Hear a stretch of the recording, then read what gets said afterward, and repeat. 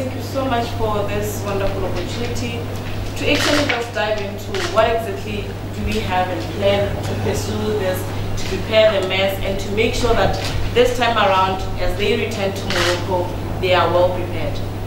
Our CEO mentioned a lot about preparation. If you fail to prepare, you're actually preparing to fail. But I all want us to understand what product do we have here. We have the senior women's national football team called the Men's.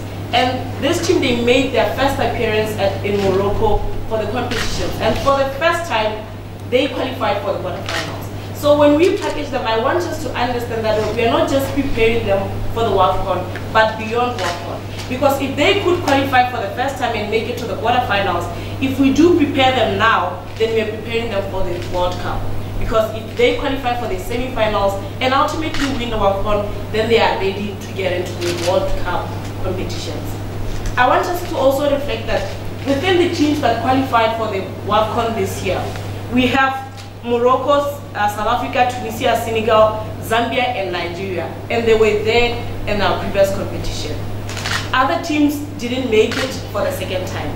But Botswana, among Burundi, Togo, and Burkina Faso is the only team that made it for the second time. With Tanzania adding up to the 12th list, and they are coming for the second time since 2010.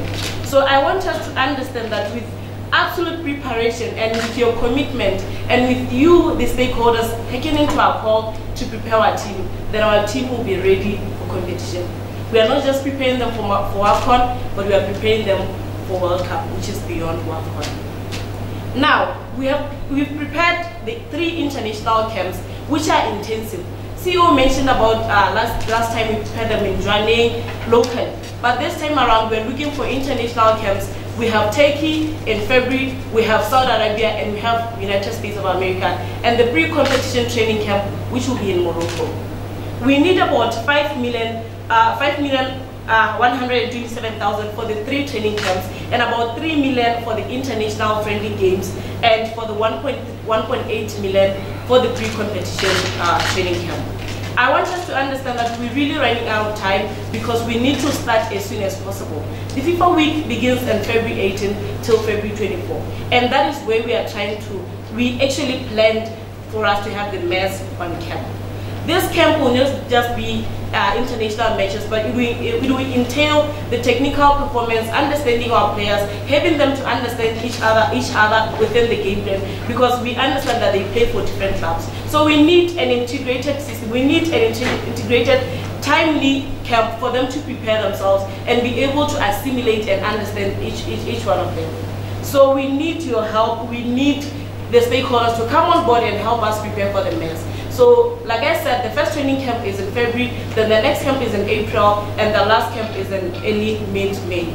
So, we have a range of specialist packages, and we have a range of initiatives that we want to bring on board. And we've engaged so many people locally and internationally to help us come up with initiatives that we can raise this money. Some of them include the gala dinner that we've scheduled, include the football festival, include other individual and consultant coming on board and say, we have this initiative, can we partner with us? So if you still have initiatives that you wish to partner with us to take this and make this 10 million a reality, we are widely open to partner with you, and we take the mess forward. Also, as the BFA marketing department, we have planned other fundraising activities, just like the golf day.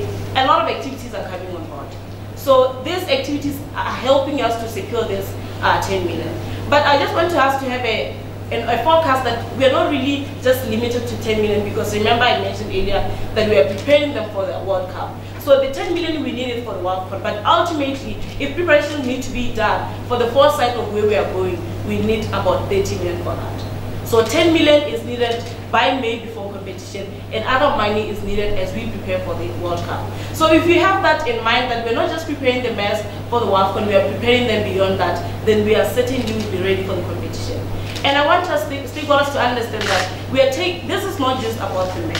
This is about the women, this is about the women in football, this is about empowerment, and this is about trailblazing women, breaking ceilings, and for the first time, we have the mess consistently giving us pride. If we just make a flashback, in December we took our under 15 women, girls, little girls. they took position 2 in Kosafa in Zimbabwe.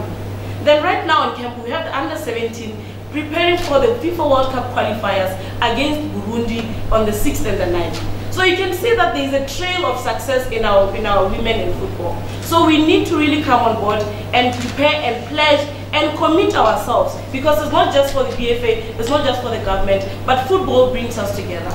And we know how much women build and make sure that anything that we put our hands to it is going to be a success. Partner with us and let us help the men win for WAFCON and ultimately get a space in the World Cup.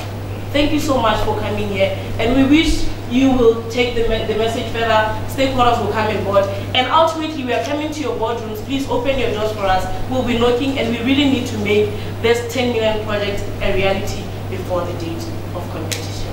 Thank you very much.